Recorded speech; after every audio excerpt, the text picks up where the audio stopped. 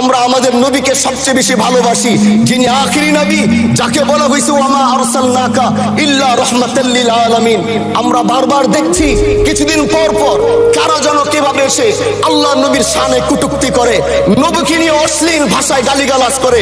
এই দেশের মানুষ নামাজ না পড়লেও যদি কেউ নবীকে কটূক্তি করে তার কলিজা ছিঁড়ে যায়, সে রাজপথে নেমে যায়।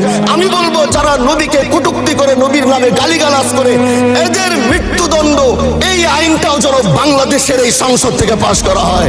মাননীয় স্পিকার, এলাকায় বলেছিলাম যে আমরা ন্যায়ের পক্ষে কথা বলবো, ইনসাফের পক্ষে কথা বলবো।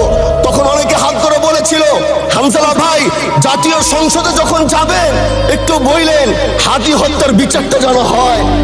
ন্যায়ের পক্ষে কথা বলেছিল, ইনসাফের আওয়াজ দিয়েছিল। আমাদের মতোই যুবক মাননীয় স্পিকার, তিনি এই যে স্বপ্ন বলেছিল এক সুন্দর বাংলাদেশ করবার, রাস্তার ভিতরে সেই স্বপ্ন থামিয়ে দেওয়া হয়েছে। এই বিচার যদি না হয় তাহলে আমাদের মতো আন্দোলনের নিরাপত্তাও রাস্তায় কেউ দিতে পারবে না মাননীয় স্পিকার। এই জন্য আপনার মাদ্দা পড়লেও যদি কেউ নবীকে কটূক্তি করে তার কলিজা ছিঁড়ে যায়, সে রাজপথে নেমে যায়। আমি বলবো যারা নবীকে কটূক্তি করে, নবীর নামে গালিগালাজ করে, এদের মৃত্যুদণ্ড এই আইনটাও যেন বাংলাদেশের এই সংসদ থেকে পাশ করা হয়। মাননীয় স্পিকার, এলাকায় বলেছিলাম যে আমরা ন্যায়ের পক্ষে কথা বলবো, ইনসাফের পক্ষে কথা বলবো।